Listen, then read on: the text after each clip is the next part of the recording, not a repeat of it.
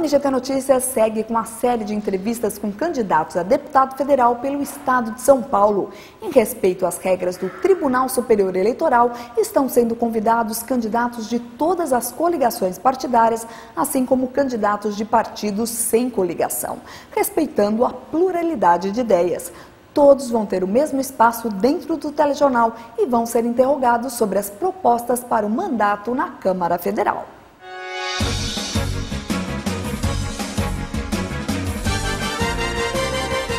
Ele foi fundador do Partido dos Trabalhadores em Osasco, na Grande São Paulo. Aos 24 anos foi eleito vereador da cidade. Já passou pela Assembleia Legislativa do Estado e há 4 anos ocupa uma cadeira na Câmara dos Deputados.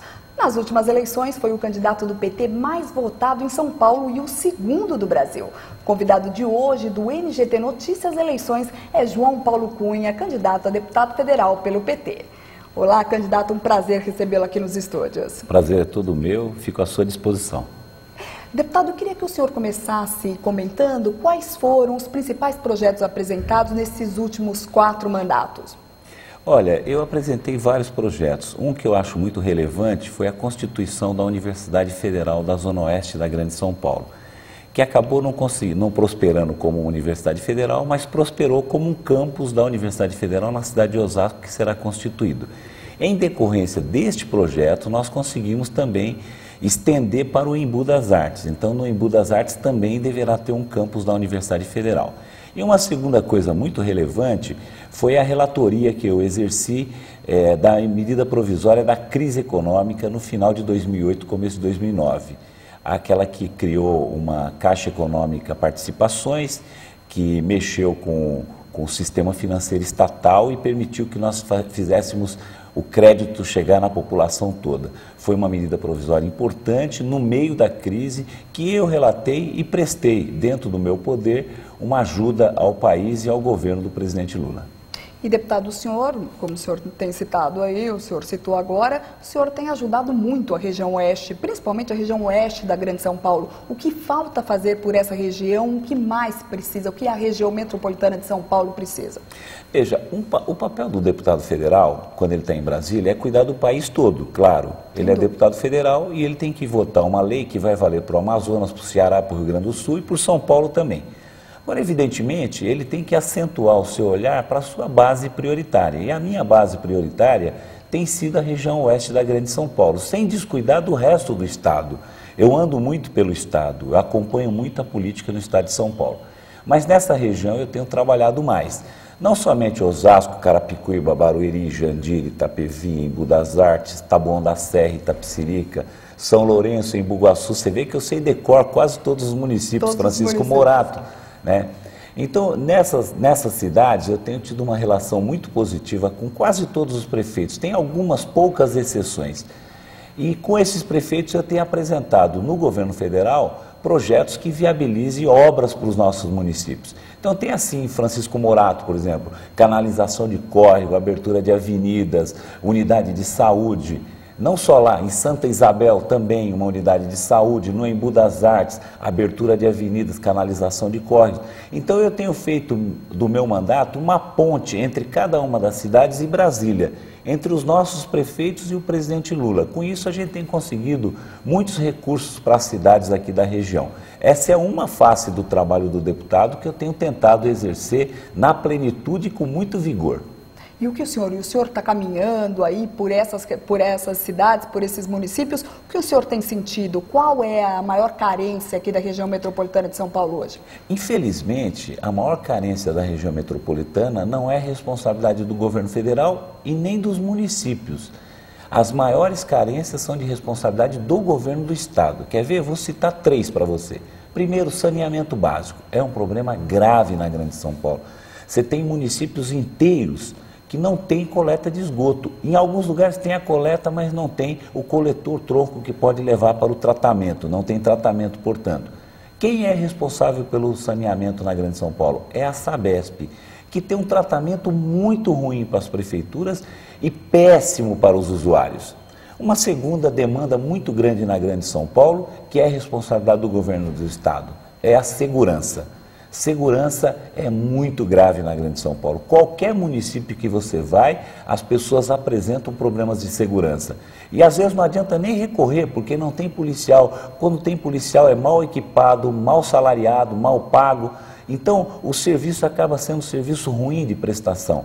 E uma terceira coisa é o transporte metropolitano, que tem agravado com os pedágios que estão sendo abertos na Grande São Paulo. Por exemplo, o Rodoanel.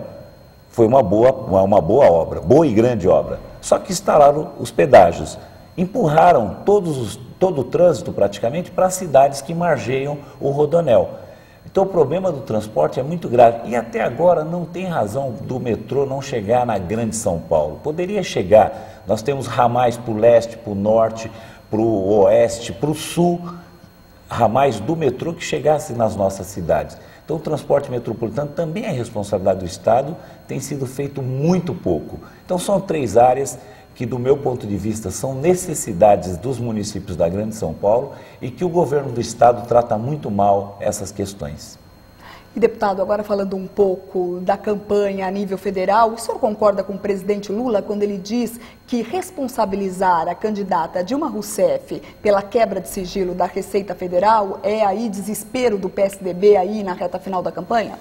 Eu concordo com o presidente e ele tinha tanta razão que os fatos agora estão comprovando aquilo que ele disse. E veja bem, desculpa aqui falar, mas a imprensa tem dado uma cobertura muito ruim para esse caso. Agora nós descobrimos que aquelas mesmas pessoas que quebraram o sigilo das familiares do Serra, quebraram de quase 3 mil pessoas. Dessas 3 mil pessoas, tinham pessoas de todos os partidos, inclusive do PT. E até agora ninguém falou nada. Ou seja, quando começaram a divulgar 4 ou 5 do PSDB, era uma questão política. Agora que são quase 3 mil de vários partidos, ninguém fala nada. Então o presidente tem a razão e tem razão. Esse escândalo, dito escândalo entre aspas, essa crise na Receita, entre aspas também, não é de responsabilidade da Dilma Rousseff. Não pode ser, né? Não pode ser. Nós temos de fato que tomar providência. De fato é um problema grave você violar o sigilo das pessoas. Isso nós precisamos botar um paradeiro. Agora, não dá para responsabilizar a Dilma por algo que está a quilômetros de distância da casa e do escritório da ministra Dilma Rousseff. Deputado, queria muito agradecer a sua presença aqui no NGT Notícias e, por favor, deixo aí a câmera aí à sua disposição para você convencer o telespectador do NGT Notícias por que votar em João Paulo para deputado federal.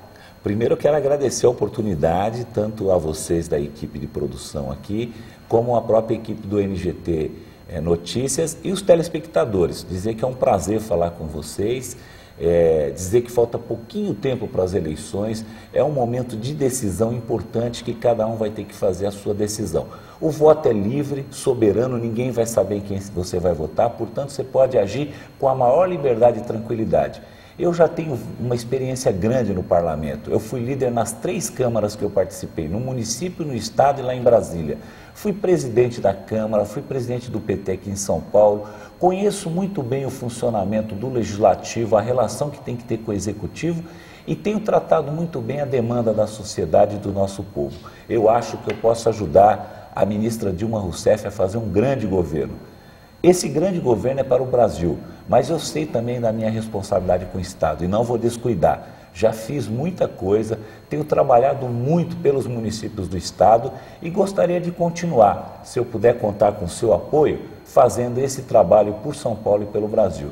Então, se você puder me ajudar, eu agradeço demais. Para mais informações, você pode acessar o meu site www.joaopaulo.org.br. Repito, www.joaopaulo.org.br.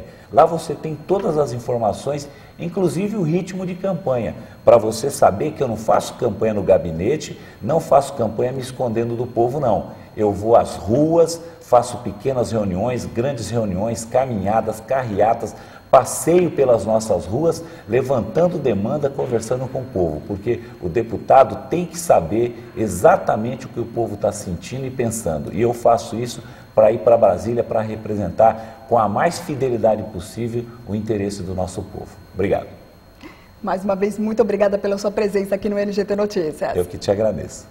E o NGT Notícias fica por aqui. Continue enviando sugestões pelo e-mail noticias@redengT.com.br. Muito obrigado pela sua audiência e eu te aguardo na próxima edição do NGT Notícias. Até mais!